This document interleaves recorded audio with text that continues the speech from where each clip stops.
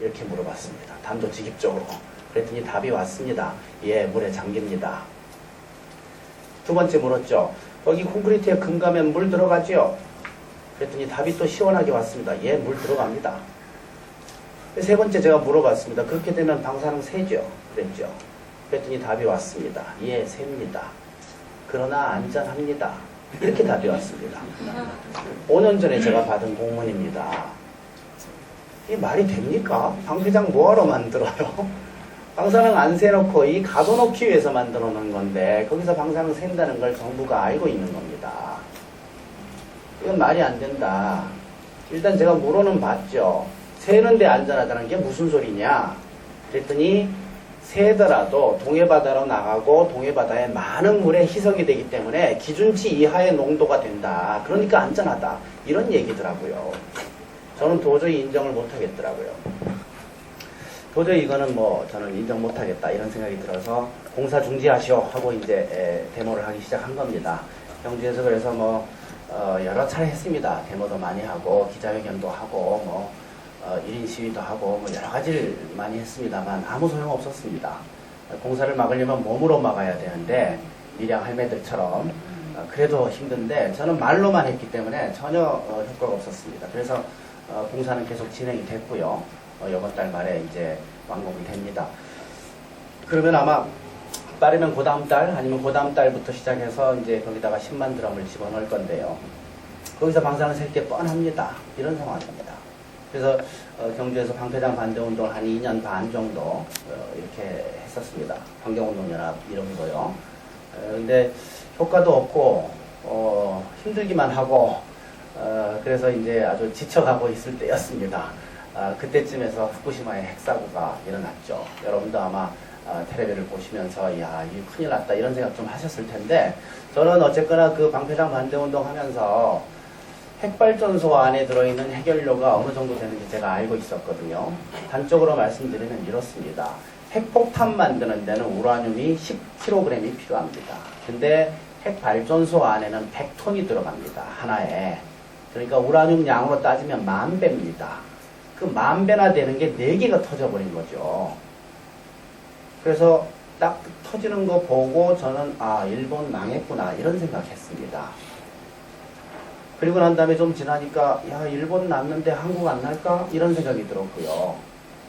또 좀 지나니까 한국에 나면 경주 날 수 있겠네 이런 생각이 든 겁니다. 남의 일이 아니다 이런 생각이 들어서 방패장 반대운동이 다가 아니구나. 핵발전소 자체가 문제구나 이런 걸 좀 깨닫게 됐죠. 그 후로 원자력 발전소, 핵발전소에 대해서 아주 근본적인 그런 질문을 좀 하기 시작했습니다. 그래서 이렇게 강연을 좀 하기 시작을 했는데요. 오늘로 한 600회가 좀 넘었습니다. 3년 동안에 600회니까 1년에 한 200회 이상 지금 하고 있는 그런 상황입니다.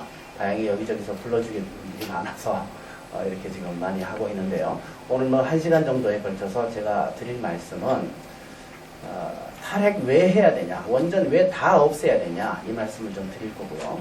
그다음에 두 번째로는 탈핵이 가능할까, 우리나라에서 원전 다 없앨 수 있을까, 이 두 가지 말씀을 좀 드리려고 하는 겁니다. 일단 후쿠시마 핵사고가 왜 일어났는지부터 좀 말씀을 드리려고 합니다. 그러려고 이 복잡한 그림을 내놨는데요. 화면이 좀 안 좋습니다만 왼쪽에 있는 이게 일본 원자로입니다. 오른쪽에 있는 게 우리나라 건데요. 원자력 발전소의 그 원리는 생각보다 간단합니다. 아주 그 물리학적으로 많이 알 필요가 없는 겁니다. 이게 원자로인데요. 이게 지금 한 10m 높이 됩니다. 3층 건물 높이 정도 되고 지름이 5m입니다. 그리고 두께가 20cm 두께거든요. 굉장히 단단한 압력밥솥, 거대한 압력밥솥 이렇게 보시면 됩니다. 이 원자로에서 불을 질러서 물을 끓입니다. 불 질러서 물 끓이는 거 우리 매일 하고 있죠. 물 끓이면 수증기 나옵니다. 그걸 가지고 전기 터빈 돌립니다. 전기 터빈이라는 거는 산업혁명 주도했던 옛날 기술입니다. 200년, 300년 전부터 쓰던 건데 지금도 씁니다. 그렇게 해서 터빈 돌려서 전기 만들고 이 수증기는 바닷물로 식히면 다시 물되죠. 그러면 집어넣습니다. 또 끓여서 터빈 돌리고 식혀서 물되면 집어넣고 또 끓여서 터빈 돌리고 식혀서 물되면 집어넣고 무한 반복하는 겁니다. 이게 바로 원자력 발전소예요. 그래서 원자력 발전소 별거 없습니다. 물만 끓이면 되는 겁니다. 원리로는 화력 발전소하고 똑같습니다. 화력 발전소도 석탄을 떼서 물 끓여서 전기 터빈 돌리고 바닷물로 식혀서 물 대면 집어넣고 또 끓이고 이거거든요. 똑같은 겁니다. 그래서 화력하고 원자력은 똑같은 겁니다. 불 질러서 물 끓이는 겁니다. 화력 발전소는 근데 보통 석탄을 떼죠. 그래서 오늘 집어넣고 제되면 꺼내고 내일 집어넣고 매일매일 연료를 넣어야 됩니다만 원자력은 그렇지 않습니다. 이건 우라늄이라는 걸 떼는데요. 한 번 들어가면 4년 동안 물을 끓입니다. 대단한 에너지입니다. 한 4.5m 정도 되는 파이프가 있어요. 가느다란 파이프인데 볼펜보다 더 가늡니다. 그 안에다가 우라늄을 쫙 집어넣습니다. 이걸 해결료 봉이라고 하는데요. 해결료 봉 한 5만 개 정도를 이 안에 집어넣습니다. 그런 다음에 밖에서 중성자 가지고 이걸 때리면 우라늄이 팍 깨지면서 중성자 두세 개가 또 튀어나옵니다. 이 새로 튀어나온 중성자가 옆에 있는 우라늄, 다른 우라늄을 또 깹니다. 이런 식으로 우라늄이 팍팍팍팍 연속적으로 깨지면서 중성자 튀어나오면서 거기서 열이 나는데 그 열이 엄청나죠. 그래서 4년 동안 하루 24시간 물을 끓입니다. 무슨 연료가 4년을 탑니까? 대단한 에너지죠. 그래서 4년 동안 이렇게 전기를 만들다가 이게 이제 열이 좀 떨어지기 시작하면 이제 밖으로 꺼냅니다. 그러나 아직도 굉장히 뜨거워요.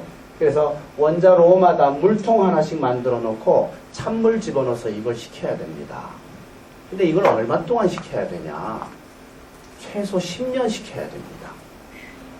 예를 들어서 연탄재다. 그러면 찬물 속에 탁 담그면 한 5초, 10초 만에 다 식어버릴 거 아니에요? 이거는 아니에요. 10년 동안 식혀야 돼요. 대단한 겁니다. 무슨 재를 식히는데 10년씩 걸리고 있겠습니까? 그렇게 해서 어찌됐건 다 식었다. 그 다음에는 밖으로 꺼내야 될 텐데 이걸 꺼내서 이제는 쓰레기 매립장에 갖다 버릴 수 있냐? 그렇지 않습니다. 온도는 다 내려갔지만 방사능이 너무 많습니다. 그래서 사람이 그걸 맨눈으로 보면 죽습니다. 그런 정도로 방사능이 많아요. 그래서 이건 따로 보관해야 됩니다. 이걸 따로 보관하는 곳이 바로 고준위 방패장입니다. 또는 사용 후 해결료 저장소 이렇게 불러야 되는데요. 이 고준위 방패장을 어딘가 만들어서 거기다 집어넣어야 됩니다. 아까 말씀드린 대로 경주 방패장 이거는 중저준입니다. 이 고준위 말고 나머지들 버리는 거고 고준위는 이 사용 후 해결료를 고준위라고 하거든요. 똑같은 말인데요. 이 사용 후 해결료는 그래서 따로 보관해야 되는데 어디다 보관할지 모릅니다. 문제는 이 사용 후 해결료를 얼마 동안 보관해야 되냐 이겁니다. 최소 10만 년 보관해야 됩니다. 이게 정말 큰 문제입니다. 10만 년이면 세계사 책에 이렇게 되어 있습니다. 우리 호모사피엔스가 아프리카에 태어난 게 10만 년 전입니다. 4만 년 전에 아시아와 유럽에 퍼졌고요. 한반도에 사람 살기 시작한 건 12,000년 이렇게 되어 있습니다. 교과서에. 그 10만 년 동안 이거를 보관해야 됩니다. 그러나 아까 말씀드린 것처럼 경주 방패장 수십 년 만에 금가고 그 다음에 방사능 셀게 뻔하지 않습니까? 10만 년 동안 이걸 안전하게 보관할 방패장을 만들 기술 없습니다. 한국만 없냐? 전 세계가 없습니다. 그럼 이거 어떡할 거냐? 사용 후 해결료. 모릅니다. 대책 없습니다. 굉장히 큰 문제입니다. 지금 현재 기술로 그럼 얼마짜리 만들 수 있냐? 몇 년 쓸 수 있냐? 지금 현재 기술로 50년 쓸 수 있답니다. 그럼 이게 특별히 그 기술이 개발되지 않는 한 지금 현재 기술 그대로라고 치면 50년에 한 개씩 만들어야 됩니다. 이 고준위 방패장을. 한번 제가 여쭤보겠습니다. 50년에 한 개씩 몇 개 만들어야 10만 년 지나가겠습니까? 암산 되시나요? 제가 한번 계산해 봤습니다. 종이에다 대고 암산이 안 돼서 2,000개 만들어야 됩니다. 남한에다가 2,000개의 고준위 방패장을 만들어야 됩니다. 그리고 이 문제 지금 현재 해결하기 위해서 사용 후 해결료 공론화위원회라는 걸 작년에 만들었습니다. 정부에서. 그래서 지금 한 7, 8개월째 활동을 하고 있는데요. 이 사용 후 해결료 공론화위원회가 논의하고 있는 게 바로 그겁니다. 이 고준위 방패장 50년짜리 이거 어디다 둘 거냐 그거 논의하는 겁니다. 여러 선배님들께 좀 여쭤보고 싶어요. 어디로 가면 좋겠습니까? 나만 어딘가 가야 되겠는데 어디로 가면 좋겠습니까? 어디로 가든지 아마 싫어할 겁니다. 그래서 저는 첫 번째 고준희 방패장, 저는 서울을 먼저 제안해보고 싶어요. 농담이 아닙니다. 정말 서울을 하고 싶어요. 왜냐하면 서울에서 전기 제일 많이 쓰지 않습니까? 그리고 여태까지 전기 써가면서 한 번도 고통당해 본 적 없지 않습니까? 발전 과정 또는 송전 과정에서 한 번도 책임져 본 적 없으니까 한 번 정도 같이 책임을 지는 그런 태도. 어떻습니까? 게다가 2,000개의 방패장을 남한에다 만들면 남한 전체가 방패장이 될 겁니다. 그러면 그 중에 1%는 서울에서 감당해야 되지 않겠습니까? 2,000개 중에 1%, 그러면 20개 정도는 돼야 되지 않나요? 땅 넓이로 봐도. 저는 그래서 서울에 50년 쓸 수 있는 방패장, 고준희 방패장 20번은 와야 된다. 실감이 나시는지 모르겠습니다. 어쨌거나 이건 정말 큰 문제입니다. 게다가 두 가지 문제가 좀 더 있는데요. 일단 이게 지금 10만 년 동안 복원하는 과정에서 방사능 누출 사고 몇 번 일어날까? 그거 생각해보면 정말 한심합니다. 10,000년에 한 번 일어나면 10번 일어납니다. 1000년에 한 번이면 100번 일어납니다. 100년에 한 번이면 1000번의 방사능 누출 사고가 일어납니다. 중저준위도 아니고 고준위 방사능. 아마 땅이 너덜너덜해질 것 같아요. 방사능 오염으로. 그 문제도 있고, 이 방패장, 고준위 방패장 50년짜리 이거 하나 짓는데 한 1조 원 들 겁니다. 2,000개 지으려면 2,000조 원이 들 텐데 그 돈을 우리가 남겨놓고 가냐? 그렇지 않습니다. 이 핵쓰레기는 다 우리 세대가 만들었죠. 우리 세대 다 만든 겁니다. 그러나 이 핵쓰레기는 10만 년 동안 우리 후손들이 감당해야 됩니다. 위험과 돈을 감당해야 됩니다. 그래서 보나마나 앞으로 100년 내로 지구상에서 원전 다 없어집니다만 200년 후손, 300년 후손, 10,000년, 10만 년 후손까지 우리는 욕을 먹게 될 겁니다. 어떻게 할 방법이 없어요. 이상한 선조들이 이상한 쓰레기 남겨놨는데 이거 처분할 방법도 없고 안전하게 하자니 돈 들고 사고 나면 자기들이 죽고 이런 정말 어떻게 할 수도 없는 이 쓰레기를 10만 년 동안 영원히 우리 후손들에게 남겨놓는 거죠. 당연히 그래서 우리는 손가락질 받게 돼 있습니다. 20세기 후반 그 고약한 인간들, 이렇게 21세기 초까지 살았지 그 인간들 분명히 그런 얘기 들을 겁니다. 너무나 미안한 짓을 우리는 해놓고 가버린 거다. 이렇게 보셔야 됩니다. 사고가 나지 않더라도 원자력은 대책이 없는 겁니다. 사실 이렇게 부도덕한 결정을 누가 했냐? 5, 60년 전에 이른바 선진국에 있는 과학자들이 한 겁니다. 그 당시에 그들이 했던 얘기를 들어보면 앞으로 50년이 지나면 과학이 발달해서 이 위험한 고준위 핵폐기물 처분할 수 있는, 안전하게 보관할 수 있는 그런 방법 나올 거다. 그렇게 신문에 대문짝막이 얘기하고 그냥 퍼즐로 놓은 겁니다. 이거. 너무나 무책임한 그 과학자들, 물리학자들. 전 도저히 용서할 수가 없습니다. 그리고 이 고준위 핵폐기물을 안전하게 보관할 그런 방법은 앞으로 나올 것 같지가 않아요. 제 생각에는. 왜냐하면 여기서 지금 하나 나오는 게 100톤씩입니다. 우리나라에서 지금 1000톤씩 나옵니다. 1년에. 이 1000톤씩 나오고 지금 2만 톤이 있는데 그거를 철근 콘크리트 말고 뭘 어떤 구조 가지고 이걸 보관하겠습니까? 근데 철근 콘크리트가 발달하면 얼마나 발달하겠어요? 뻔합니다. 저는 그래서 고준위 핵폐기물 엄청난 돈과 엄청난 위험 그리고 여러 차례의 방사능 누출 사고가 이미 정해진 거 아니냐 그렇게 생각합니다. 이건 해서는 안 되는 짓을 한 건데 게다가 사고까지 났죠. 사고는 어떻게 났습니까? 지진이 빡 나니까 원자로에 붙어있는 파이프들 많은데 어디 덜덜덜 떨면서 금이 갔습니다. 이렇게. 그래서 안에 들어있는 물이 빠져버렸습니다. 불은 안 꺼졌고 물은 다 빠졌고 주전자 타는 그런 꼴인 거죠. 안에 들어있는 해결료 봉 녹아버렸습니다. 그리고 우라늄까지 녹아버렸습니다. 그래서 액체 상태로 여기에 고여버렸습니다. 봉으로 이렇게 있는 게 아니라 쇳물 상태로 고여버린 겁니다. 이걸 노심용융이라고 합니다. 노심용융이 한번 돼버리면 그 다음에는 이건 지구상에 담을 그릇이 없어요. 뭘로도 못 담습니다. 원자로 20cm 두께 강철이라고 말씀드렸는데요. 이 강철도 역시 용광로에서 녹여 만든 겁니다. 용광로 온도가 되면 녹습니다. 그래서 녹았어요, 이게. 그래서 해결료가 밑으로 쭉 흘렀습니다. 땅바닥으로. 여기 콘크리트 바닥이죠. 콘크리트도 광물질입니다. 그래서 특정 온도가 되면 녹습니다. 녹았습니다, 이 콘크리트가. 쭉 녹았어요. 이 밑에는 뭐가 있어요? 바위 있고 돌이 있고 흙이 있고 하겠죠? 걔들도 광물질입니다.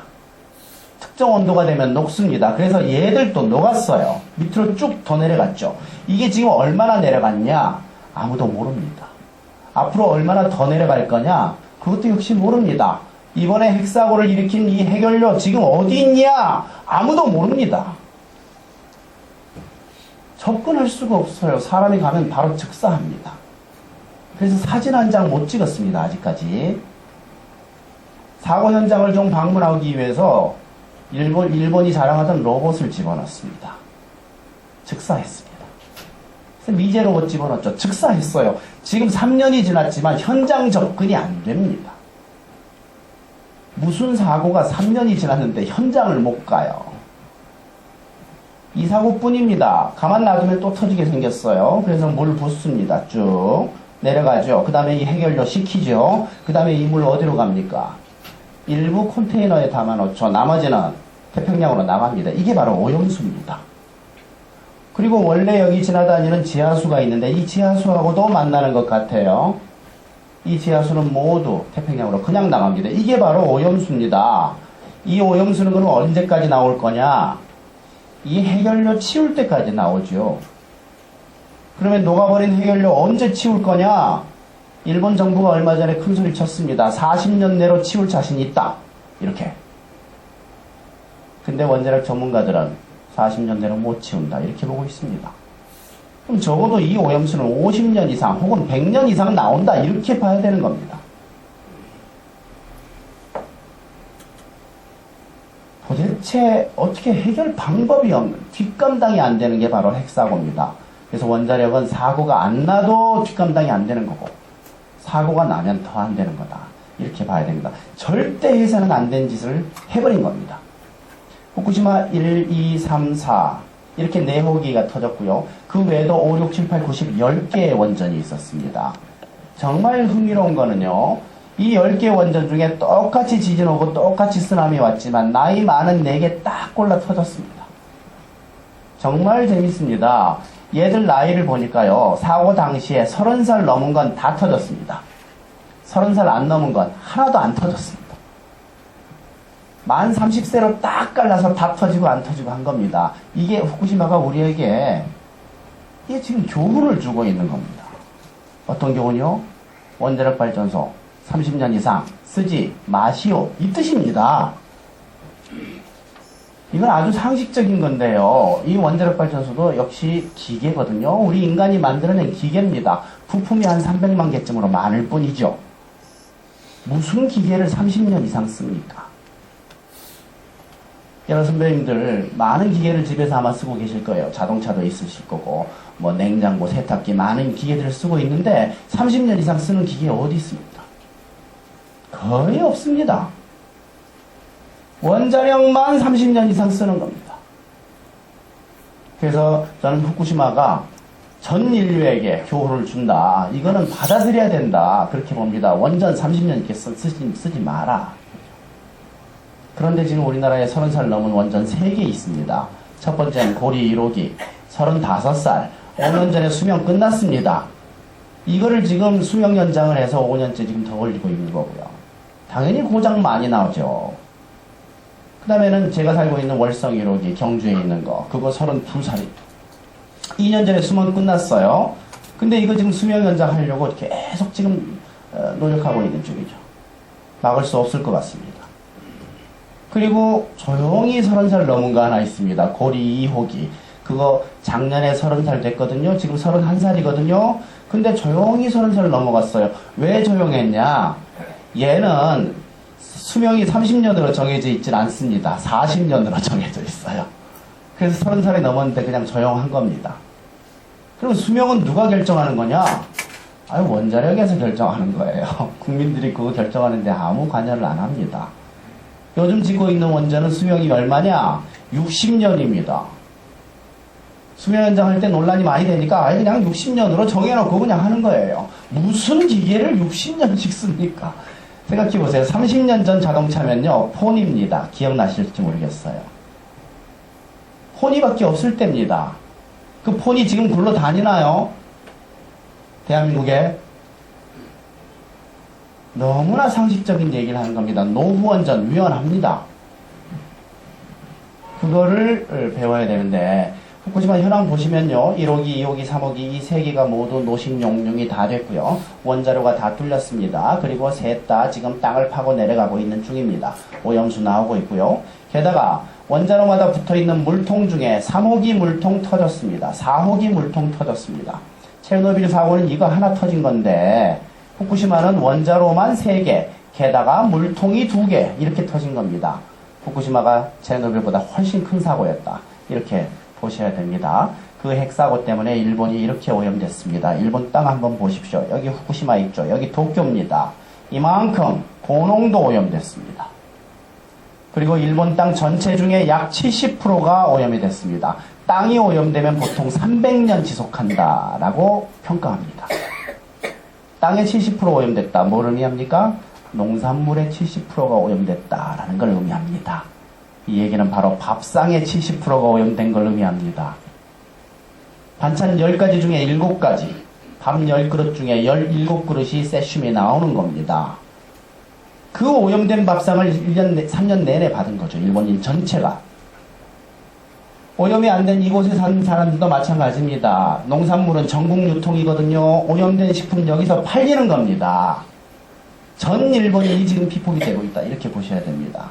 저는 그래서 이 안에 들어있는 그 방사능의 양, 피폭량 이렇게 대충 짐작을 해보면 일본에서 건강하게 사는 거 불가능하다. 그렇게 저는 봅니다.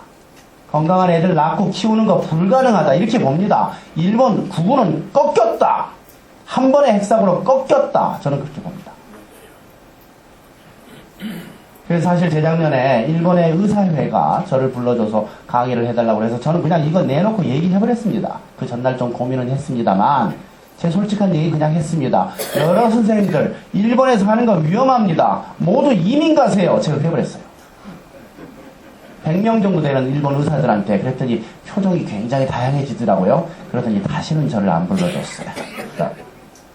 근데 올해 제가 다른 단체가 저를 또 불러줘서 이번에 또 갑니다만 또 얘기할 겁니다. 내놓고. 여러분 이민 가세요. 이렇게 얘기할 겁니다. 일본은 살기 정말 어려운 곳이 됐습니다. 지금 일본 국민들 피폭량에 대해서 이렇게 일본 신문에 나오는 얘기들 이렇게 종합해보면요. 정말 피폭량이 많아요. 그리고 정부가 자기 국민들 피폭량 줄이기 위해서 전혀 노력을 안 합니다. 오히려 그냥 증가시키려고 노력하는 것 같아요. 여기 엄청나게 지금 오염되어 있는 이 땅에다가 자기 국민들 다시 집어넣으려고 난리예요. 무슨 그런 나라가 다 있나 모르겠어요. 대한민국은 그 정도는 아니지 않아요? 나 잘 모르겠지만 일본 정말 만만치 않더라고요. 자국민을 완전히 그냥 무슨 실험실 동물 취급하는 것 같은 그런 느낌을 저는 많이 받습니다. 어쨌거나 한 번의 핵사고로 일본은 나라 국운이 꺾였다라고 저는 봅니다. 게다가 중요한 점은요. 여기 이만큼의 넓이, 일본 땅이 생각보다 우리보다 넓더라고요. 이게 지금 일본 땅 전체 중에 한 20% 정도 되는데 여기 반경이 350km입니다. 그리고 이 땅의 넓이가 딱 남한 넓이에요. 여러분 아시죠? 편서풍.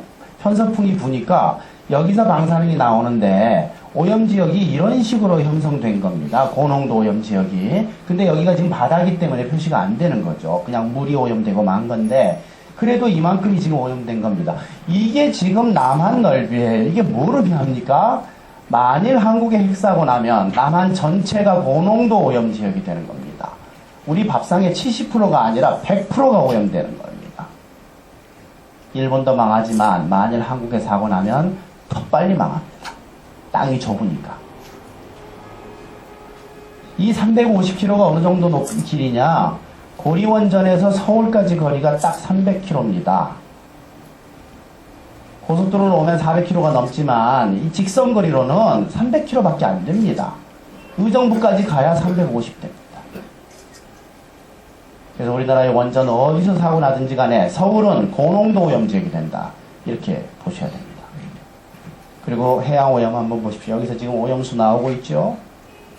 이게 지금 5개월 만에 이만큼 갔는데요. 이게 쿠로시오 해류입니다. 여기 한 바퀴 쭉 돌아서 미국까지 갔고 밑으로 내려서 적도 타고 지금 돌아오는 길인데요. 요게 지금 이렇게 한 바퀴 도는데 5년 걸린다고 합니다. 우리나라는 정말 더 행운이 없어요. 바람도 미국 쪽으로 갔고요. 해류도 미국 쪽으로 갑니다. 굉장히 가까운 곳에 있음에도 불구하고 거의 영향을 안 받았다. 이렇게 보셔야 됩니다. 정말 운이 좋은 건데 문제는 이게 돌아온다라는 거죠. 그리고 이 오염지역에서 나오는 수산물이 한국에 수입이 된다라는 거죠. 그리고 일본 땅, 이 오염지역에서 나온 농산물 또는 이걸 이용한 가공식품들이 한국에 수입된다라는 거죠. 일본산 식품들 굉장히 인기 좋습니다. 여러분 아실지 모르겠지만 우리나라 수입하는 맥주 중에 1등이 아사히 맥주예요. 이해되세요? 저는 도저히 이해가 안 됩니다. 굉장히 값이 싸졌답니다. 그리고 애들 먹는 과자, 초콜릿, 이거 일본산 굉장히 많이 들어옵니다. 값이 많이 싸졌대요. 저는 이거 풍선 효과 생각합니다. 다른 나라들이 안 사주니까 만만한 한국으로 오는 거 아니냐? 저는 그런 생각하고 있습니다. 그리고 일본산 수산물들 한국에 그냥 들어옵니다. 굉장히 큰 문제다. 그렇게 생각합니다. 어쨌거나 이 정도는 우리는 견딜 수 있다고 봐요. 그러나 여기서 사고 나면 우리는 끝납니다. 그냥 끝납니다. 저는 그래서 일본이 한 번의 핵사고로 끝났다 이렇게 생각을 하고요. 그러면서 이런 생각을 계속했습니다. 핵사고의 원인이 뭘까? 왜 일본에서 일어났을까? 핵사고의 원인을 알 수 있으면 다음 핵사고를 막을 수 있지 않을까? 예방 방법이 나오지 않을까? 이런 생각을 한 겁니다. 그래서 핵사고의 원인을 좀 공부를 했는데요. 공부야 뭐 별거 없습니다. 그냥 텔레비 보면서 이런저런 생각하는 거죠. 저는 어쨌거나 지금 뭐 의대 교수고 뭐 의사긴 하지만 저는 임상의사가 아닙니다. 환자 보지를 않고 그냥 실험실에서 연구하고 뭐 논문 쓰고 이게 제 직업인데요. 그러니까 의사라기보다는 좀 과학자에 가까운 그런 생활을 하고 있는데 제 직업이 그러다 보니까 몰라도 어떤 현상을 보면 그 원인을 굉장히 알고 싶어 해요. 핵사고의 원인이 뭐냐? 그러면서 이런 생각을 한 겁니다. 과거에 3번의 핵사고가 있었습니다. 1979년도, 제가 79학번입니다. 79년도 대학 막 들어갔을 때 그때 미국 3마일에서 핵사고 났습니다. 그리고 제가 졸업할 때 86년도인데 그때 체르노빌 사고 났습니다. 그리고 작년에 후쿠시마 사고가 났죠. 그래서 이 3사고의 공통점을 찾으면 핵사고의 원인이 나오지 않겠냐 그렇게 생각을 했습니다. 근데 공통점 찾기가 쉽지가 않더라고요. 3마일 핵사고는요. 노무자 1명이 잘못한 겁니다. 실수한 거예요. 체르노빌 사고는 과학자들이 실험하다 터진 겁니다. 3번째 후쿠시마 사고는 자연재해죠. 다 달라요. 그리고 원자로 구조도 봤는데 다 다릅니다. 그래서 야 정말 이 공통점 찾기 힘들구나 그런 생각을 하고 있었는데요. 그러다가 제가 이 슬라이드를 보게 됐습니다. 이게 바로 전세계 원전 현황인데요. 여기에 그 3사고의 공통점이 있더라고요. 그걸 한번 말씀드리겠습니다. 여기 있는 빨간 글씨 보이시죠? 나라의 이름하고 그 빨간 글씨가 바로 그 나라에 있는 원전 개수입니다. 잘 한번 보십시다. 전 세계에서 제일 원전 많은 나라 미국 104개입니다. 2등이 프랑스입니다. 58개. 3등이 일본입니다. 54개. 그리고 4등이 러시아 32개. 한국이 21개라고 되어 있는데 23개입니다. 지금. 그렇게 해서 한국이 5등입니다. 여기 지금 1등부터 쫙 31개 나라가 있습니다. 아르메니아까지, 슬로베니아, 네덜란드 31개 나라가 원전을 합니다. 전 세계 240개 정도 되는 나라 중에. 굉장히 많은 나라가 원전을 갖고 있는데 핵사고 난 지역을 보면요. 미국의 이쪽에 3마일 섬, 여기서 처음 사고 났습니다. 1979년도. 흥미로운 거는 원전 개수 제일 많은 미국에서 첫 번째 터진 겁니다. 기술도 제일 많고 원전 선진국이도 다들 존경하는 그 나라에서 처음으로 터진 겁니다. 원전 개수 1등에서 첫 번째로 터졌어요. 그리고 두 번째는 여기 체르노빌 사고인데 우크라이나라는 나라입니다만 그 당시는 우크라이나가 아니었습니다. 소련이었죠. 그래서 소련을 제가 계산해 봤더니 66개더라고요. 2등이었어요. 그 당시에. 전 세계 2등에서 두 번째로 터진 겁니다. 그리고 3등이 프랑스인데 새치기 당하고 4등이 터진 거죠. 그리고 한국이 5등입니다. 공통점이 있어요. 핵사고 난 나라들의 공통점이 있어요. 이 31개 나라 중에서 핵사고 난 나라들은 다 여기 모여 있습니다. 공통점이 있어요. 무슨 공통점? 원전 개수가 많아요. 원전 개수 많은 나라에서만 났고 많은 순서대로 났습니다. 이건 뭘 의미합니까? 핵사고가 확률대로 일어났다라는 걸 의미합니다. 또한 앞으로도 확률대로 일어날 것이다 라는 걸 의미합니다. 그렇다면 다음 핵사고는 어디서 나겠냐? 당연히 프랑스, 한국 이렇게 가는 거죠. 저는 한국이 핵사고 티켓을 받아줬다 이렇게 생각합니다. 번호표 타놨다 이렇게 저는 생각합니다. 그 이유는 원전 개수가 많아요. 지금 전 세계 5등입니다. 일본이 지금 안 하고 있기 때문에 실제로는 4등입니다. 게다가 원전을 계속 짓고 있습니다. 개수가 많아지면 확률이 증가합니다. 우리나라 현황을 보시면요. 영광 6개 있고요. 울진 6개, 월성 이게 경주입니다. 제가 살고 있는 월성 원전. 그리고 고리 있죠. 이 고리 원전이 바로 부산광역시 기장군입니다. 고리 원전 앞에 딱 가시면요. 거기서 쫙 미역 양식을 합니다. 그게 바로 기장미역이에요. 기장미역 좋아하십니까? 한번 보십시오. 그리고 울진, 월성, 신고리 해가지고 이렇게 8개를 짓고 있었는데 신고리, 신월성 2개 중에 하나 완공됐고요. 신고리 4개 중에 2개 완공됐습니다. 그래서 지금 현재 23개 가동 중 5개 공사 중 2, 3년 내로 모두 완공되면 28개 됩니다. 기억나세요? 러시아 몇 개였습니까? 32개였습니다.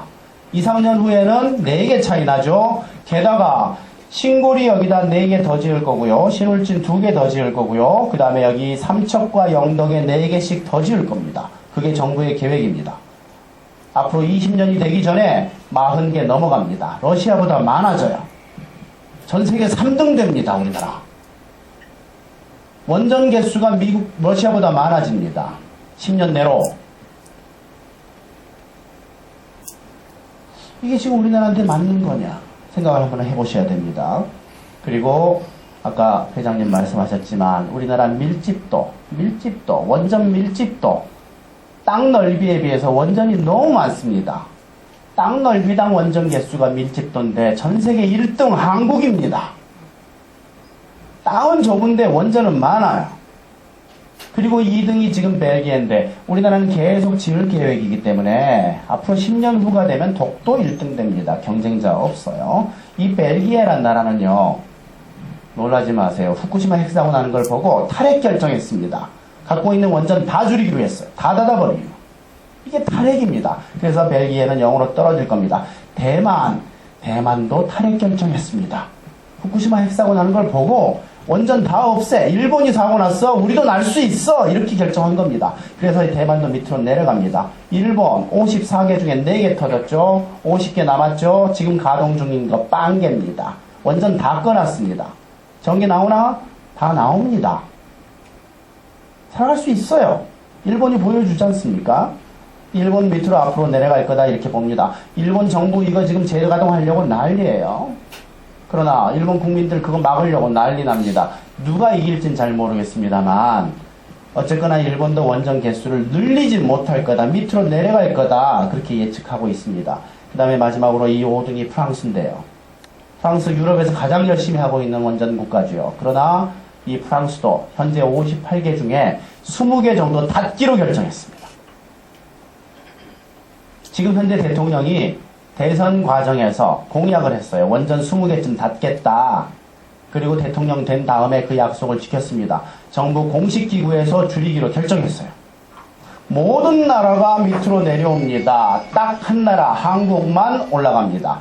아무도 가지 않는 길 혼자 가고 있다. 이렇게 보셔야 됩니다. 전 세계 유행과는 완전히 반대의 길로 가고 있다. 이렇게 보셔야 됩니다. 제가 아까 말씀드린 대로 핵사고 확률은 확률대로 일어났다 말씀드렸습니다. 그래서 확률 한번 계산해 봤습니다. 제가 이 확률 계산을 왜 했냐면요. 저는 경주에 살면서 월성원전 본부장, 한수원 본부장이죠. 그 사람이 경주 시민들 몇백 명 앉혀놓고 가끔 이렇게 연설을 합니다. 그럴 때 제가 3번이나 들은 얘기가 그겁니다. 한국 원전에서 사고 날 확률 100만 분의 1이다. 100만 분의 1이다. 그 얘기를 제가 3번이나 들었어요. 마이크만 잡으면 그 얘기합니다. 100만 분의 1. 저는 도저히 인정할 수가 없어요. 만약 100만 분의 1이 맞다면 전 세계 원전 개수가 100만 개 있어야 됩니다. 그리고 그 중에 하나가 터졌어야 됩니다. 그래야 100만 분의 1이죠. 전 세계 원전 개수 100만 개냐? 아니에요. 442개입니다. 하나 터졌냐? 아닙니다. 6개 터졌습니다. 3마일 하나, 체르노빌 하나, 후쿠시마 4개, 6개 아닙니까? 사고 확률은 그래서 442분의 6 그겁니다. 75개 중에 하나 터진 겁니다. 원전. 미국 75개 넘었지 않습니까? 사고 날만 했지 않습니까? 났지 않습니까? 66개 갖고 있던 체르노빌, 소련 날만 했지 않습니까? 그러니까 난 거고요. 54개 있던 일본도 날만 했으니까 난 겁니다. 그러나 한두 개 있는 나라, 서너 개 있는 나라 많았지 않습니까? 그런 나라들은 원전 안 터졌어요. 기술도 모자라고. 원전의 후진국들이 사고를 왜 안 냈냐? 확률이 낮으니까 그런 겁니다. 하나 있을 때 사고 확률 1.36%입니다. 그렇게 계산해보면 2개 있으면 2.5% 정도 됩니다. 이 정도 가지고 사고 안 났던 거지요. 한국에 23개 있습니다. 그리고 계속 짓고 있죠. 23개 있다. 한국에서 사고 날 확률 계산해보면 이렇게 나옵니다. 여 밑에 좀 공식이 좀 복잡합니다만 이건 고등학교 교과서에 나온 걸 보고 제가 계산한 거고요. 계산해보면 27% 나옵니다. 게다가 원전 하나 더 지을 때마다 1%씩 증가해요. 얼추 1%씩 증가합니다. 27% 무슨 확률이에요? 후쿠시마, 체르노빌, 히로시마 이런 사고가 한국에서 일어날 확률입니다. 남한 전체가 고농도 오염 지역이 될 확률이죠. 전 국민이 이민 가야 될 확률입니다. 살려면. 그 확률 27%예요. 어때요 이거? 이 정도 위험 감수할 만합니까? 전기가 귀하니까? 저는 도저히 이거 감수 못하겠어요. 전 도저히 이거 감수 못합니다. 어떻게 해서 27%가 나라가 망해버리는 확률인데 우리 민족이 끝나버릴 확률이에요. 건강한 애들 낳고 키우고 불가능합니다. 그 확률인데 이걸 어떻게 감당합니까? 저는 이건 못 감당하겠어요. 이거 0%로 낮춰야 된다. 그렇게 봅니다. 이 확률 0% 낮추는 방법 딱 한 가지입니다. 그게 바로 핵사고 나기 전에 원전 다 닫으면 됩니다. 이걸 탈핵이라고 합니다. 어떠십니까?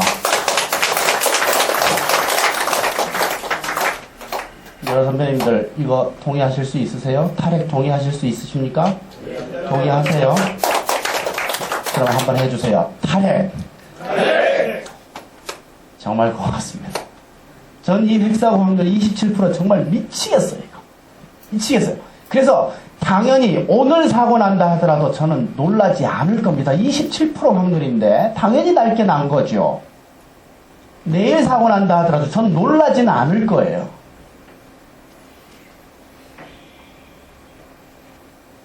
관심을 좀 가져주셨으면 좋겠습니다. 다른 나라들 보면요. 후쿠시마 핵사고 난 다음에 독일, 스위스, 이탈리아, 벨기에, 대만 이런 나라들이 탈핵 결정했습니다. 한번 보세요. 이런 나라들 어떤 나라들입니까? 다 일견 보세요. 잘 사는 나라들입니다. 유럽에 있는 나라들, 민주주의 제대로 하고 있는 나라들, 제대로 된 선진국들 그런 나라들이 탈핵 결정했습니다. 대만은 이렇게 가로를 쳤습니다만 훌륭한 나라들이죠. 근데 중국, 영국, 러시아 이 세 개 나라는 제스처만 취했고요. 그리고 정책 변화 없다. 우리는 일본과 다르다. 그런 얘기 하던 나라가 이 네 개 나라입니다. 한국이 핵사고 난 다음에 한국 정부가 무슨 얘기 처음 했습니까? 일본과 한국은 원자로 구조가 다르다. 그 얘기를 했었어요. 제가 처음 보여드린 슬라이드 보세요. 원자로 구조 비슷한데 좀 달랐었죠? 그게 달라서 저런 일은 안 일어난다. 그 얘기 한 겁니다. 일본과 우리는 다르다. 일본과 같은 일 한국에서 안 일어난다. 그 얘기 하는 나라가 이렇게 4개 있었습니다. 정책 변화 없다. 우리는 간다. 원자력 간다. 이 4개 나라의 공통점 보이십니까? 한국, 미국, 프랑스, 캐나다 이 4개 나라의 공통점. 원전 개수가 많습니다. 전세계 1등 미국, 전세계 2등 프랑스, 그리고 전세계 3등 될 한국. 곧 있으면 3등 될 겁니다. 10년 내로. 그리고 캐나다가 한국 뒤에 바로 쫓아옵니다. 이 원전 개수 많은 나라들, 즉 사고 확률 가장 높은 나라들이 정책 변화 없다고 큰소리 쳤습니다. 저는 오히려 제가 큰소리 치고 싶어요. 다음 사고는 여기서 난다. 그 중에 한 놈 꼽아라. 그러면 물론 미국이 확률이 제일 높습니다만 저는 이놈 꼽습니다. 이놈. 한국 이놈. 이거 왜 이놈 꼽냐? 이 중에서 원전 지금 짓고 있는 나라는 한국뿐입니다. 개수가 늘고 있는 나라 한국뿐입니다. 미국 좀 줄이고 있습니다. 프랑스 줄이고 있습니다. 캐나다 줄입니다. 한국은 늘고 있어요. 개수가. 게다가 원전 비리 생각해보세요. 아까 회장님 말씀하셨지만 원전 비리 여러분 다 보셨을 겁니다. 어떤 비리였습니까? 중고 부품 납품해요. 시험해봤더니 합격 불합격했는데 그거 합격 통지서 그거 위조해가지고 납품해요. 원전에서 그 부품 훔쳐가지고 그거 납품해요. 외국제 사갖고 와서 국산화했다고 납품해요. 돈 받고 납품해요. 그 비리 유형도 많기도 합니다. 그 돈 받고 납품한 그 원전 비리 아닙니까? 그 돈 누구한테까지 올라갔냐? 한수원 사장까지 올라갔지 않습니까? 그리고 그 돈을 누가 받았냐? 지경부 장관 차관이 받았어요. 그 사람들 지금 수사받고 있습니다. 한 명은 구속됐고요. 장관까지 돈을 먹는 나라가 어디 있어요? 도대체? 한국. 한국뿐입니다. 그 이상은 다 안 올라갔어요? 그 이상은 다 안 올라갔느냐고 그 돈이. 그럼 확인이 안 되는 거죠. 확인된 게 장관, 차관까지 간 겁니다. 이건 말이 안 되는 짓이잖아요. 이런 나라 없어요. 저는 그래서 다음 사고 난다 그러면 바로 이놈 1등 이놈 확률 제일 높다. 저는 그렇게 보는 겁니다. 너무나 초조해. 전 솔직히 저 평생 운동한 사람 아닙니다. 6년 전에 이제 막 시작한 정말 초보입니다. 여러 선배님들에 비하면 정말 피렘인데 이 안타까운 마음 좀 같이 전달 받았으면 좋겠습니다. 한국 가능성 너무 높아요. 핵사고 위험 요인을 저는 그래서 2가지로 정리합니다. 핵발전소의 개수가 많으면 확률이 증가한다. 그래서 사고 나는 거다. 2번째 노후 원전, 원전의 나이. 이거 아까 말씀드렸죠. 이 2가지가 제일 중요한 핵사고의 위험 요인입니다. 그러면 이 2가지가 원인이 나왔으면 처방도 나와야죠. 당연히 이렇게 처방인 겁니다. 확률 0% 낮춘다. 그 방법은 탈핵이다. 탈핵하는 방법은 수명 연장 안 하고 수명 되기 전에 빨리빨리 끄는 거죠. 신규 원전 안 짓고 그 다음에 전기 전력하고 재생에너지 개발하고 이렇게 하면 되는 겁니다. 아까 그 탈핵 결정한 나라들이 이걸 하고 있어요. 우린 그냥 묻어 따라가면 됩니다. 컨닝하면 됩니다. 그래서 핵사고를 방지할 수 있는 이 5가지 원칙을 제가 제시를 하는 겁니다. 자, 그러면 지금부터는 이 말씀을 좀 드려야 될 것 같아요. 제가 여러 국민들한테 원자력 위험합니다 라고 얘기하면요, 대부분 국민들이 끄덕끄덕 해주세요. 위험하다 인정해주세요. 후쿠시마 사고 다 보셨거든요. 그래서 그 다음에 제가 이 얘기를 하죠. 야, 그러면 원전 위험하니까 싹 끕시다. 원전 싹 끕시다. 탈핵합시다. 그렇게 얘기하면 국민들이 표정이 이렇게 돼요. 이런 표정이 돼요. 그러면서 이게 가능할까? 그러면 우리 전기는 어떻게 하고 공장은 어떻게 돌리고 우리나라 경제는 어떻게 되고 다 그렇게 생각하시거든요. 그리고 그렇게 생각하실 만도 해요. 전체 전기 중에 70%가 화력입니다. 석탄 화력. 그리고 30%가 원자력이거든요. 우리나라. 탈원전 해버리면 전기 30% 날아가는데 아니, 공장 돌아가겠냐. 당연히 그 생각할 수 있을 거예요. 그래서 전 국민이 지금 원자력에 대해서는 솔직히 이렇게 생각합니다. 위험하다, 인정해요. 그러면서도 어쩔 수 없지 않냐. 대안이 없지 않냐. 이렇게 생각하시는 분이 대부분이에요. 그래서 원자력을 필요악, 이렇게 생각하시는 분이 많습니다. 근데 그거는 틀렸습니다. 그렇지 않습니다. 제가 지금부터 슬라이드를 좀 보여드리면서 좀 설명을 더 드리려고 합니다. 탈원전 가능하냐? 우리나라 원전 없이 살 수 있냐? 설명을 좀 드리겠습니다. 불 좀 꺼주시고요. 일단 먼저 보여드릴 슬라이드 그래프를 한번 보십시오. 세계적인 통계를 좀 보여드립니다. 제일 처음 보여드릴 슬라이드가 전 세계 핵발전소 개수 변화입니다. 전 세계 원전 개수 한번 보시면요. 1954년부터 시작해서 쫙 많아졌습니다. 근데 1990년부터 시작해서 그 자리에 쭉 있었어요. 저는 이걸 처음 보고 정말 놀랐습니다. 우리나라 원전 계속 지었잖아요, 저 사이에. 중국도 지었잖아요. 인도도 지었거든요. 근데 원전 개수가 그 자리에 쭉 있었어요. 25년간. 게다가 원전이 쫙 개수가 줄기 시작했습니다. 몇 년 전부터. 이게 뭐예요? 후쿠시마 사고 나기 25년 전부터 원전 개수가 그 자리예요. 모름이에요? 아시아는 계속 짓고 있었지 않습니까? 아시아의 개도국들은. 근데 왜 이렇게 원전이 그 자리에 있었냐? 25년간 누군가 꾸준히 줄인 겁니다. 원전을. 누가 줄였냐 봤더니 유럽이 줄였습니다. 개수 한번 보십시오. 쫙 많아졌죠. 90년대 피크 친 다음에 쭉 줄인 겁니다. 몇 개 줄였냐 봤더니 50개를 줄여버렸어요. 한국 원전 개수의 2배를 유럽에서 꺼버린 겁니다. 25년간. 어떻게 된 거예요? 초창기에는 유럽, 미 선진국이 쭉 주도하다가 이제 아시아들이 들어오니까 손 떼기는 겁니다. 손 떼기 시작한 지 25년 된 겁니다. 유럽에서는 원자력이 사양산업이에요. 이게 왜 이렇게 줄었냐? 앞으로 반등할 거냐? 반등 안 합니다. 이게 그냥 내려올 거예요. 왜 그걸 제가 아냐면 지금 현재 짓는 나라가 없습니다. 유럽에서. 원전 짓는데 10년이 걸리거든요. 그러니까 앞으로 10년 동안은 원전 개수 더 줄어나갑니다. 뻔합니다. 반등 없어요. 쭉 내려와요. 유럽 사람들한테 제가 물어봤습니다. 우리나라에 들어와서 강의하신 분들한테 물어봤는데 유럽에서 원전을 그러면 왜 이렇게 오랫동안 줄여왔냐 그랬더니 2가지 얘기를 합니다. 충격적이었어요. 첫 번째 이유가 안전성 때문이 아닙니다. 원전 줄인 가장 중요한 이유 비싸서라는 겁니다. 유럽에서는 원자력이 비싸다는 거예요. 그리고 2번째가 위험해서 이렇게 얘기하더라고요. 이 말이 되냐? 우리 국민 전체가 지금 원자력이 싼 걸로 알고 있는데 그럼 누가 거짓말을 하는 거냐? 한국 정부냐? 아니면 유럽 사람들이냐? 일단 그 정도 하고 미국 데이터를 보겠습니다. 미국도 가동 원전 개수가 이렇게 쭉 증가했죠. 90년대 피크 치고 쭉 내려온 다음에 그냥 유지했습니다. 이 너무나 빤듯해서 이상하다 이렇게 봤죠. 그랬더니 미국이요 30년간 원전 한 개도 안 졌어요. 짓지도 않고 폐쇄도 않고 가만히 갖고 있었던 겁니다. 미국이. 그래서 이렇게 빤듯해요. 원전 개수가. 미국이 30년간 원전을 왜 안 지었냐? 그것도 역시 마찬가지입니다. 가장 중요한 이유가 경제성이 없어서 비싸서라는 겁니다. 야, 이게 말이 되는 건가? 그런 생각이 좀 들죠.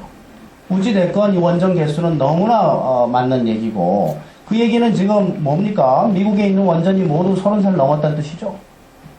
그렇지 않습니까? 30년을 안 지었는데 104개가 있으니까. 그래서 작년에 처음으로 4개 딱 줄였어요. 이제 시작되는 겁니다. 앞으로 20년 내로 빡 줄 겁니다. 원전 개수. 그럴 수밖에 없습니다. 다 노후 원전이에요. 미국에 있는 거 전체가. 그러면 미국, 유럽 이런 선진국들은 원전에서 손 떼기 시작한 지 오래된 거죠. 그리고 그 빈자리를 아시아에 있는 개도국들이 채운 겁니다. 한국, 중국, 인도, 그리고 러시아가 조금 지었고 이렇게 가지고 그 빈자리를 채워서 겨우 그 수를 유지한 겁니다. 근데요, 여태까지 모든 산업들이 마찬가지입니다만 선진국들이 주도해서 쫙 성장을 합니다. 어떤 산업이. 그러고 난 다음에 쭉 그 자리를 유지합니다. 선진국이 손 떼고 후진국이 들어오고 손바뀜이 일어나는 거죠. 그런 다음에 쭉 꼬꾸라지는 겁니다.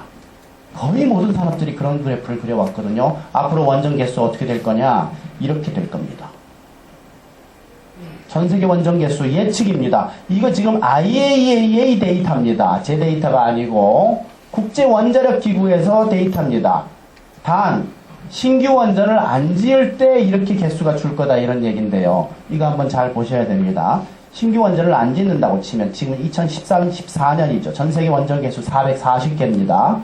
앞으로 좀 증가할 거다. 그 다음에 내려올 거다. 이게 IAEA 예측인데 벌써 틀렸죠? 이미 몇 년 전부터 좀 줄기 시작했죠. 2, 3년 전부터. 아까 실제로는. 그러나 예측이 크게 틀리지 않는다고 보고 이대로 그냥 따라가 보고 있습니다. 20년 후 2034년 되면 원전 개수가 몇 개 되냐? 200개가 안 됩니다. 여기입니다. 몇 개 줄었습니까? 100개, 200개, 50개. 250개의 원전이 앞으로 20년 내로 닿습니다. 전 세계에서. 그러면 이 숫자를 유지하려면 어떻게 해야 되냐? 20년 내로 250개의 원전을 새로 지어야 됩니다. 누가 지어요? 유럽 안 짓죠. 미국 안 짓죠. 누가 지어야 돼요? 아까 말씀드린 그 4개 나라가 다 지어야 돼요. 한국, 중국, 인도, 러시아 이 4개 나라가 다 지어야 돼요. 중동 지방에 좀 짓는 걸로 돼 있죠. 해봤자 10개 안 됩니다. 아프리카에 좀 짓는 걸로 돼 있어요. 해봤자 2-3개입니다. 250개 택도 없어요. 그러면 한번 생각해 보십시오. 한국이 몇 개 짓냐? 앞으로 한 18개 더 지을 거예요. 그래서 41개, 2개 이 정도 될 겁니다. 그게 정부의 계획이고요. 그래서 전 세계 3등 될 겁니다. 그래봤자 20개입니다. 인도, 지금 현재 우리보다 적습니다만 땅이 넓으니까 한 20개 짓는다고 쳐줍시다. 중국, 지금 현재 우리보다 적습니다. 그러나 땅이 많이 넓으니까 한 50개 짓는다고 칩시다. 그래도 100개가 안 됩니다. 250개는 택도 없어요. 그래서 실제 원전을 짓는다 하더라도 이 그래프 비슷하게 내려올 겁니다. 비슷하게. 그래서 언제 빵과 될 거냐? 2080년 정도 되면 지구상에서 원전 사라질 겁니다. 뻔합니다, 이거. 모든 사양산업들이 이런 그래프를 그려왔습니다. 그리고 사양산업들은요, 이렇게 이쁘게 안 끝납니다. 요 정도 가다가 뚝 끊깁니다. 뚝 끊겨요. 왜 그러냐면 아주 중요한 부품을 만드는 회사, 기술력 있는 회사가 시장성이 더 이상 없으니까 그냥 도산해버리죠. 그러면 그걸로 끝나버려요, 바로. 딱. 대개의 사양산업들이 이렇게 가다가 뚝 끊깁니다. 그런 일이 원자력에서도 일어날 거예요. 원자력은 사양산업입니다. 사양산업이었습니다. 우리만 몰랐죠. 사양산업입니다, 원자력은. 세계적으로. 그러면 이쯤 되면 여러분 이런 생각 하실 수 있을 거예요. 지금 선진국들, 유럽, 미국은 수십 년 전부터 원전을 줄여왔다. 그렇지 않습니까? 그러면 이 나라들은 전기 어디서 만들었을까? 원자력이 만들던 전기 어디로 갔을까? 어디서 만들었을까? 전기 사용량이 줄었을까? 그렇진 않죠. 전기 어디서 만들었냐? 선진국들이 수십 년간 여기서 나왔습니다. 이거 한번 보십시오. 여기 답이 있습니다. 전 세계 발전 현황인데요. 연도별 신설 발전 시설입니다. 한번 보세요. 이게 지금 누계가 아니고요. 연도별 신설입니다. 여기 2012년 보세요. 1년에 이만큼 만들었어요. 전 세계에서. 파란 거. 그리고 이 하얀 거. 이거 1년에 이만큼 만든 겁니다. 전 세계에서. 그리고 빨간 거 이만큼 만든 겁니다. 이 파란 거 쫙 많아지는 파란 거 이게 뭐냐? 풍력입니다. 전 세계에서 풍력이 이렇게 많아지고 있어요. 그리고 이 하얀 거 이거 태양광입니다. 태양광 엄청난 속도로 증가 중이죠. 그럼 이 빨간 건 뭐냐? 어때요? 빨간 거 점점 줄고 있죠? 점점 줄고 있죠? 보시죠? 사양산업이죠? 아무도 안 하죠? 이게 바로 원자력입니다. 전 세계 데이터가 이렇게 생겼어요. 전 세계가 지금 뭐 하고 있습니까? 원자력 합니까? 안 해요. 전부 풍력, 태양광, 재생 가능 에너지를 하고 있습니다. 2012년 1년 동안 한번 보세요. 이 풍력 새로 만든 거하고 원자력 새로 만든 거하고 몇 배 차이 납니까? 한 20배 차이 납니다. 태양광도 마찬가지입니다. 원자력의 15배 정도를 1년에 새로 만들고 있는 겁니다. 끝났어요, 이미. 세계 시장의 방향은 끝났습니다. 한 10년 전에. 그쪽으로 완전히 다 틀었어요. 모든 나라가 풍력, 태양광 하면서 재생 가능으로 가는 겁니다. 한국 혼자 일로 가고 있어요. 일로, 원자력. 제가 이 그래프 보고 난 다음에요. 전 세계 데이터를 다 뒤져봤습니다. 200개가 넘는 나라들 데이터가 다 봤는데요. 이 풍력 태양광 아예 안 하고 원자력만 하는 나라 다 뒤져봤는데 없어요. 한국뿐이에요. 근데 그게 의문점이 있는 것이요. 지금 제 그래프가 발전소 숫자를 말하는 거예요. 발전량을 말하는 거예요. 발전량입니다. 발전량이 네, 발전량입니다. 발전량으로 이렇게 차이가 나는 겁니다. 한국 혼자 이상한 길 가고 있는 겁니다. 제가 그걸 확인했어요. 그래서 전 세계 지금 현재 재생 가능 비중 보시면요. 이것도 정말 놀랍습니다. 전 세계 재생 가능 중에 전 세계 평균이 얼마예요? 20%입니다. 이미 지구상에 만드는 전기 중에 20%가 태양광, 풍력, 수력, 지열 이런 거 가지고 만드는 겁니다. 그 오염물질 안 나오는 거, 그냥 자연에너지, 그냥 하늘에서 떨어지는 거, 하나님이 그냥 공짜로 주는 거, 그걸로 20% 만들고 있습니다. 원자력은 얼마냐? 이 절반입니다. 전 세계 중에 11%가, 지구 전체 전기 중에 11%가 원자력, 그리고 재생 가능이 20%입니다. 게다가 이 재생 가능은 굉장히 빠른 속도로 증가 중이에요. 5년 후가 되면 30% 됩니다. 원자력은 줄기 시작했죠? 아까 보셨죠? 게다가 미국부터 시작해서 여기 쭉 아이슬란드까지 보십시오. 여기 이름 긴 나라들 다 잘 사는 나라들입니다. 이 나라들 어때요? 다 10%가 넘어요. 아시아에 못 사는 나라 보십시오. 이름도 짧아요. 다 두 글자씩이죠. 일본부터 시작해서. 어때요? 다 10%가 안 됩니다. 잘 사는 나라일수록 재생 가능이 많아요. 못 사는 나라일수록 재생 가능이 적습니다. 그 중에 꼴찌, 연호, 한국이에요. 1.9%. 저희 1.9% 좀 이상하다. 이렇게 많나? 그렇게 하죠. 이걸 제가 뒤져봤어요. 1.9% 뭐냐? 그랬더니 저 중에 1.5%가 쓰레기에서 나와요. 쓰레기 분리수거하면 플라스틱 같은 거 태워가지고 그걸로 전기 만드는 겁니다.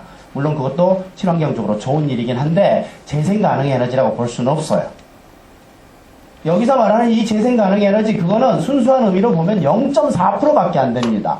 태양광, 풍력, 수력 다 합해서 0.4%. 세계 꼴찌, 그냥 꼴찌. OECD 꼴찌 말고 그냥 세계 꼴찌예요. 경쟁자 없어요. 그냥 헛꼴찌예요. 저거. 1% 안 되는 나라 없습니다. 대한민국 뿐이에요. 저는 그래서 한국 탈핵 가능하다 이렇게 보는 겁니다. 왜냐하면 다른 나라가 다 가니까 우리만 못할 이유가 없거든요. 우리도 그 뒤따라 가면 된다 이렇게 보는 겁니다. 세계적인 추세가 결정됐으니 따라가면 되는 거다 이겁니다. 완전 줄이기 시작했죠. 전 세계 평균이. 그럼 우리도 줄이기 시작하면 돼요. 당장 줄이라는 거 아닙니다. 줄이기 시작하면 돼요. 전 세계 지금 재생 가능 하잖아요. 우리도 하면 돼요. 묻어가면 돼요. 이걸 전문용어로 컨닝이라고 그래요.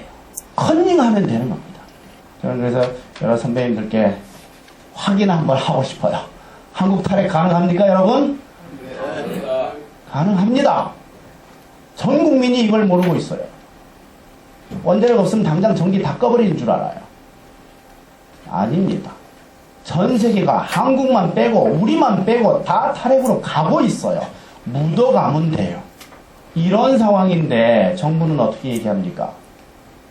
우리나라는 무조건 원자력 해야 된다고 하잖아요. 재생 가능 안 된다 하지 않습니까? 재생 가능에 대해서 여러분이 들은 얘기 한번 생각해 보세요. 무슨 얘기 들으셨어요? 비싸다 들으셨죠?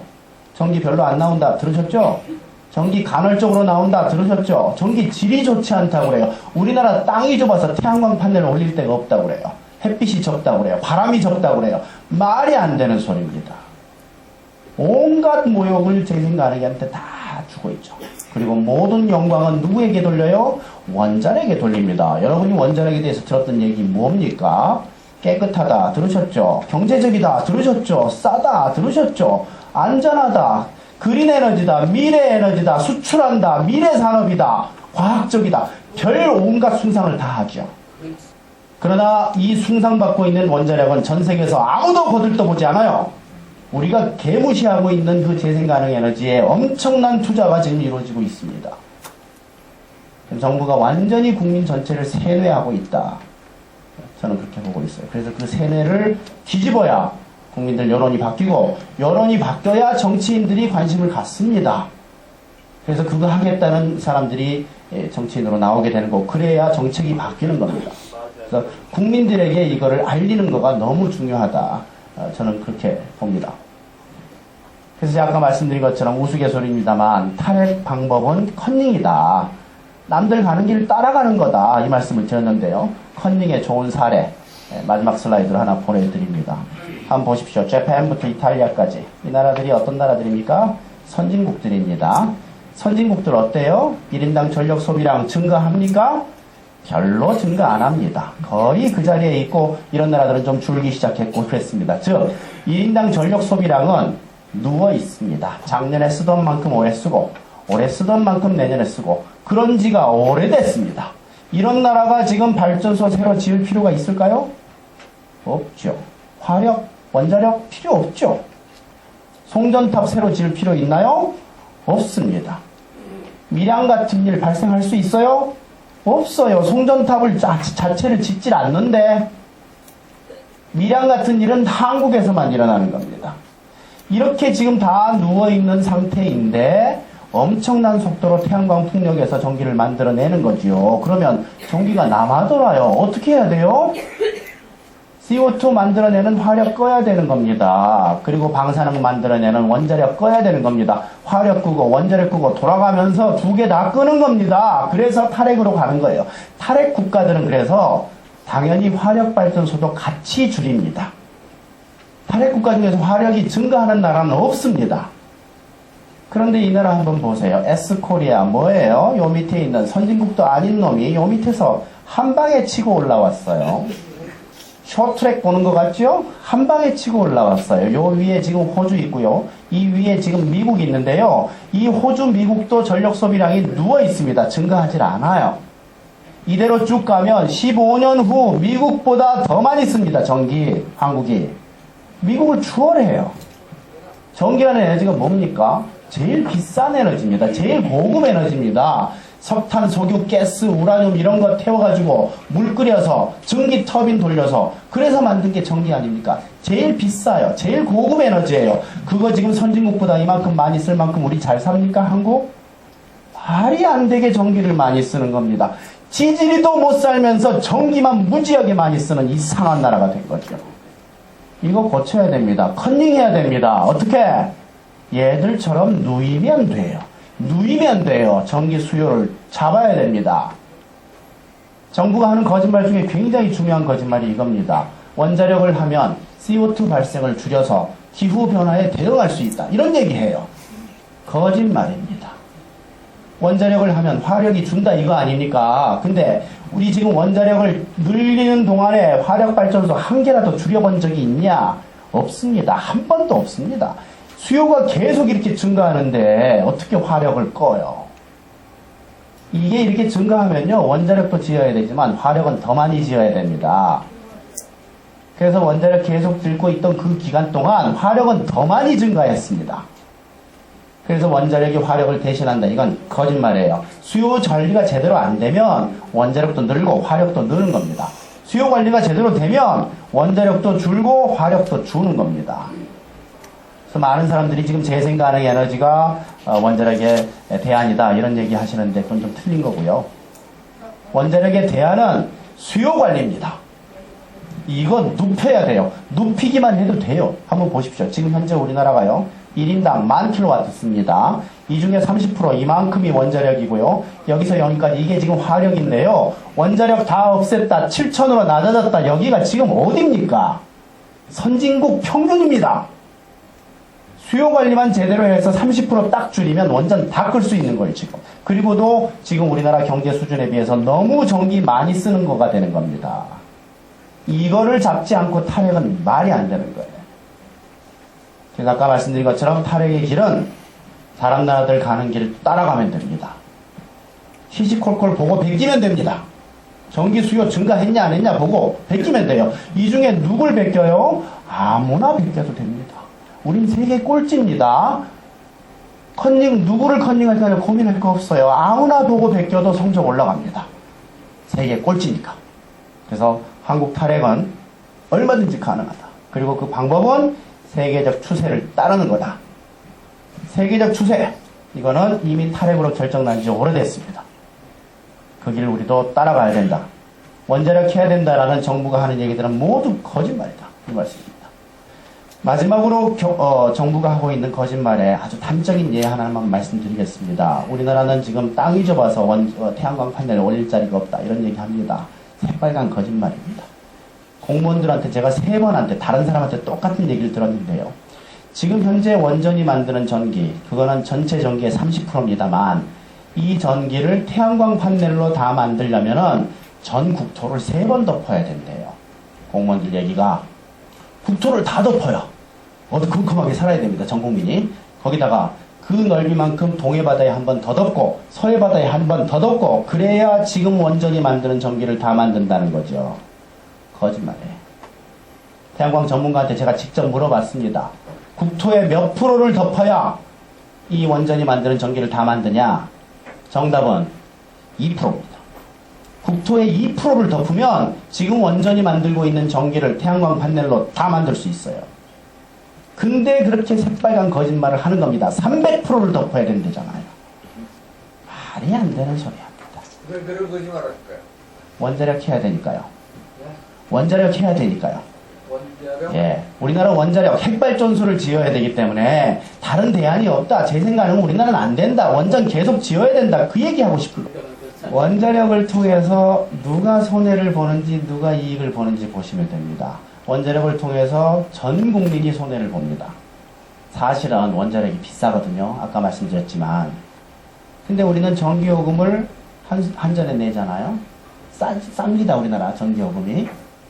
그러면 한전은 계속 적자예요. 그 돈 결국 누가 메꿔야 돼요? 국민 세금으로 메꾸는 겁니다. 그래서 결국 원자력이 비싼데 그게 싼 걸로 돼 있지만 사실은 뒤로 세금 보조를 엄청나게 많이 받습니다. 그러니까 국민들은 전기요금 내고 세금 내고 이 2가지 방식으로 원자력에 대한 대가를 치르고 있는 거죠. 비싼 대가를 자기도 모르는 사이에. 그러면 원자력을 통해서 이익을 얻는 집단은 누구냐? 그게 바로 원자력 산업계입니다. 핵산업계. 원전 짓는 회사. 거기서 전기 만드는 회사. 원자로 만드는 회사. 그 회사들은 대박을 치는 거죠. 그 사람들이 파워가 셉니다. 돈이 많고 조직적이고. 한번 생각해 보세요. 우리가 보통 원전 마피아 이렇게 얘기하죠? 저는 그 단어 그렇게 좋아하진 않습니다만 하여튼 핵산업계라고 합시다. 그 핵산업계의 핵심이 누구냐? 건설회사입니다. 원전을 짓는 회사. 우리나라 원전 전체 중에서 23개 중에서 17개, 8개를 현대건설이 다 지었습니다. 그리고 그 원전을 한참 지을 때 사장, 회장 하던 사람이 있었어요. 그 사람이 전임 대통령이죠. 핵산업계의 가장 핵심 회사의 대표였던 사람이 대통령이 됐어요. 어느 나라든지 원자력계는 힘이 셉니다. 그러나 그 원자력계에서 대통령이 나오는 나라는 대한민국 뿐입니다. 가장 파워풀한 핵마피아. 대한민국 사람들이에요. 그 얘기는 핵산업계가 정부 정체를 언론, 학계 전체를 쥐고 있다는 겁니다. 제가 꼭 말씀을 전 드릴게요. 세계에서 알겠습니다. 전 세계도 우리나라 사람들 흔히 뭐 인도네시아가 썩었다 어느 나라 썩었다 천만에 썩은 거에 있어서 원자력 올라가니만큼 전 세계에서 제일 썩은 나라가 바로 이놈의 나라예요. 제가 원하시는 답을 드릴게요. 돈 맞습니다. 돈 맞습니다. 책 한 권 소개하려고 합니다. 여기 흐릿하긴 하지만 한국 탈핵이라는 책이 있습니다. 이 책을 제가 최근에 썼어요. 그래서 오늘 강의한 내용 포함해서 책이 나와 있는데 이제 눈이 좀 침침하셔서 책 읽기 좀 어려우실 거겠지만 하여튼 이런 책이 있다는 거 소개하고 이걸로 일단 강의를 마치겠습니다. 고맙습니다.